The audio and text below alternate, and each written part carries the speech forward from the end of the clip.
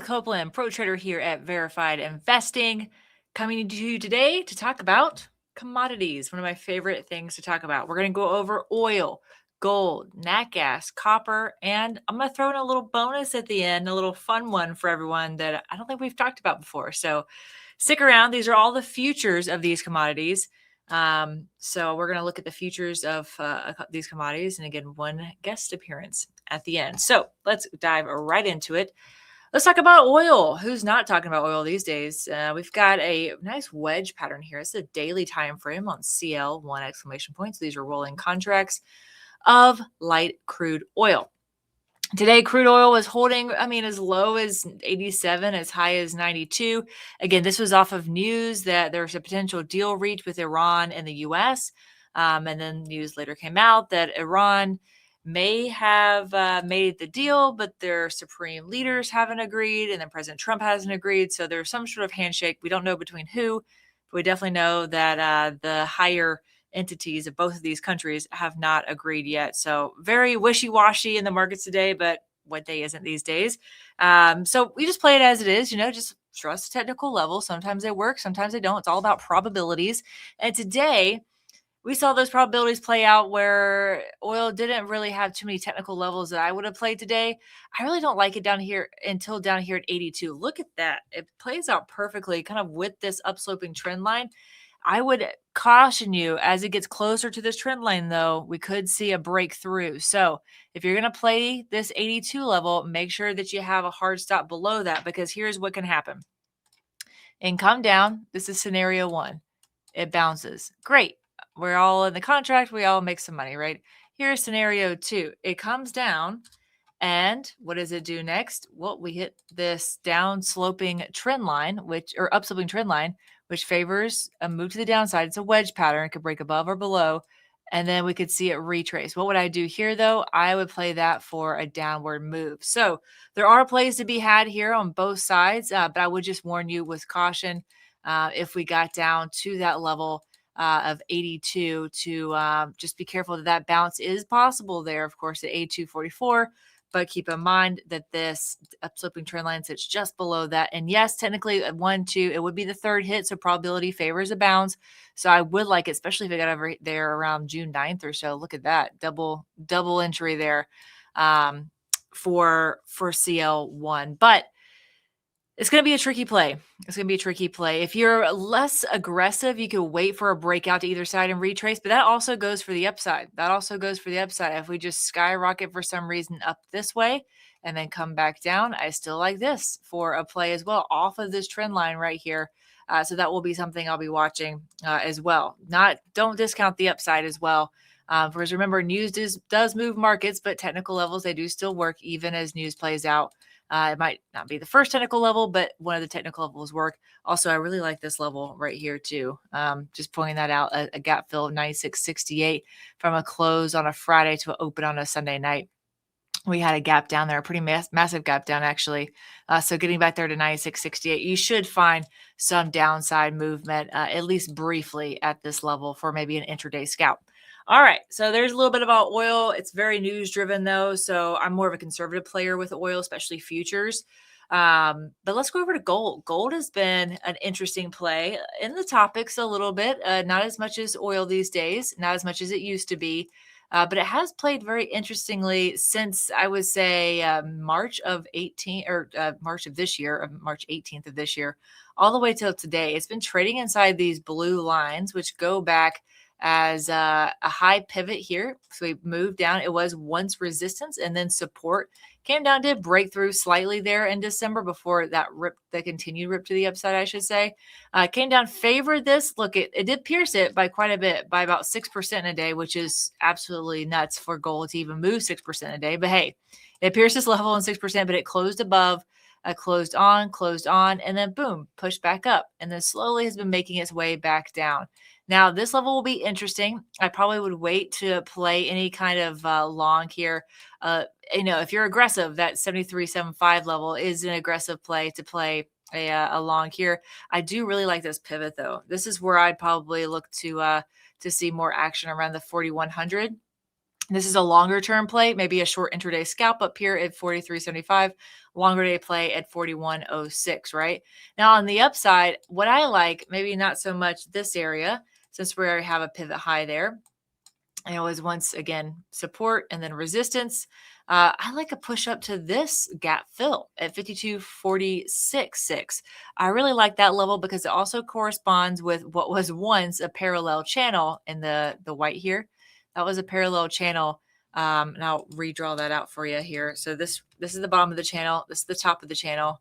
And you just kind of line that up. It did break up. It did break out a few times. Actually, we can even move that.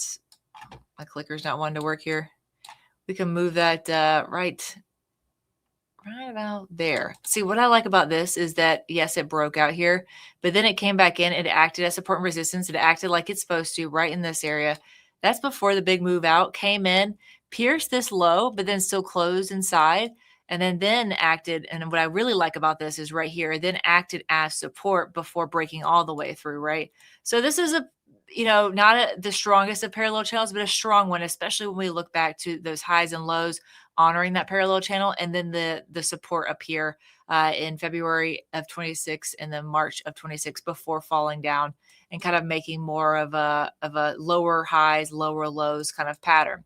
So if it becomes bullish all of a sudden and we see this rip up to the upside, that 52.46 is a more conservative level for a short. And then even up here, this pivot high 54.34, and then the last zone is the 56.19. 56.26 level, which is an all-time high for gold. So on the weekly, we actually have a topping tail.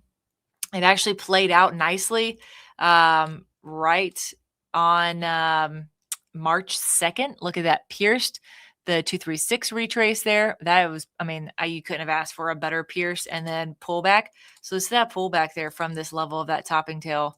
24%. That was over we'll hit on week 1, 2, 3, 4. 4 weeks, 1 month, and then that's a massive profit for you. If you're aggressive, you can play that level again. Maybe again a pierce that at that pivot high. I do find some good resistance there. But if you're aggressive, make sure you have those stops above that double top, that all-time high topping tail here, because once this pierces, like we've seen in these markets, once it pierces, it becomes really strong, right? All right, let's quickly go over nat gas. Nat gas is going to be one that's going to be an interesting one for the books, because I'll show you some recent support and resistance where we had, look at this trend line right through here. Guess where it hit today? You'll never guess.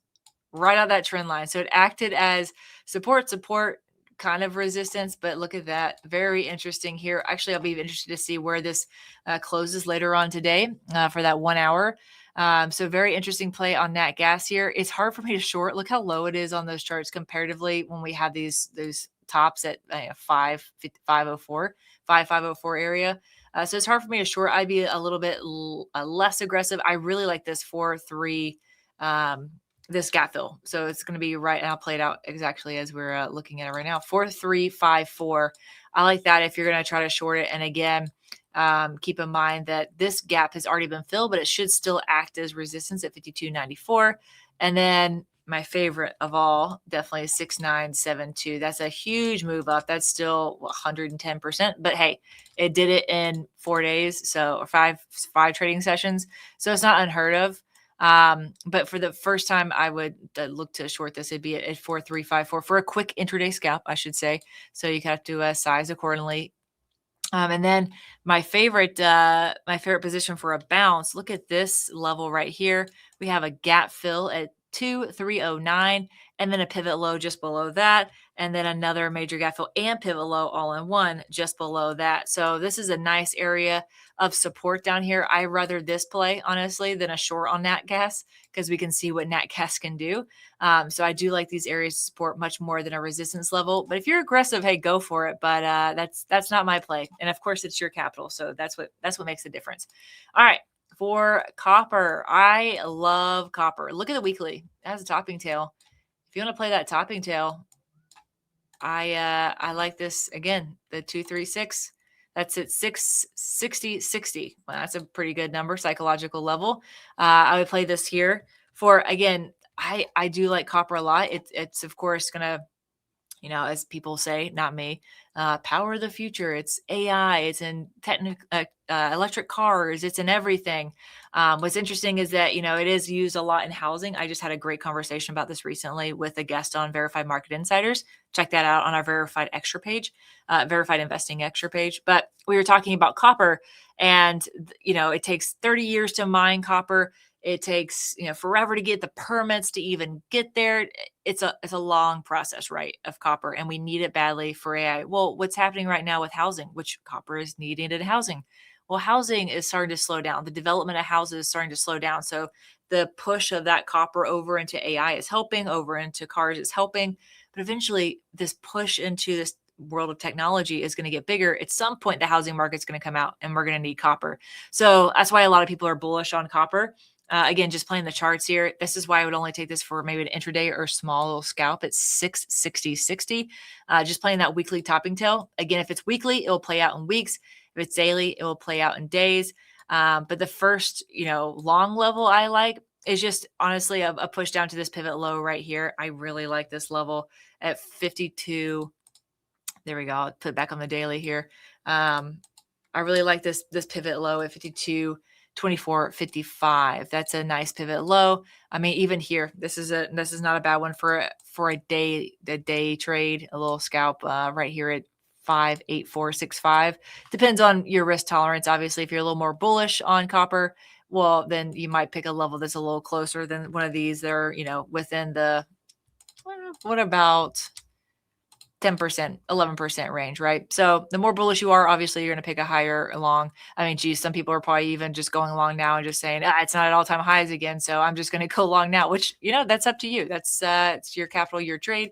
But these are just some of those pivot lows along the way in the fives. So 5846, 556.30, and then 524.55 that I like for plays for longs on copper for a nice pullback and then bounce up, which is going to be interesting. All right. Are you ready for the last one? I know this has gone long. Let's look at corn really quickly. This is going to be fun. Corn is overall on the daily kind of in a bullish, or excuse me, a bearish pattern. Look what happened here. Parallel channel hits perfectly. Cannot ask for more perfect bounce off of this.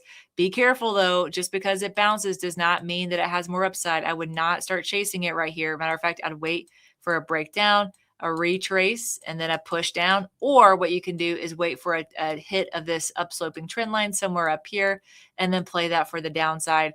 But this is corn. It is on the rise from recent lows, up about, let's see, from that low of August of 25, we are up about 31% at one point, but then since that pivot high went down 7%. So corn, while not a big mover, not a big talked about future, we can still look at those contracts and admire the technicals that play out there. I mean, almost perfectly. Look at these hits, these bounces, these retreats. So again, be careful down here. It's already hit once, twice, three. This is the fourth hit. I would not chase that. I would wait for a breakdown and then continued fall, or just short it up here with the hard stop above this trend line, because as we can see in this market, anything that gets above those upsloping trend lines becomes more bullish and can rip to the upside. So stops are very important. Well, thanks for joining me today. I hope you enjoyed this a little bit longer video. Let me know what futures you trade below. I would love to see it. And if you swing or intraday trade, very interested to know. Have a good day, everybody.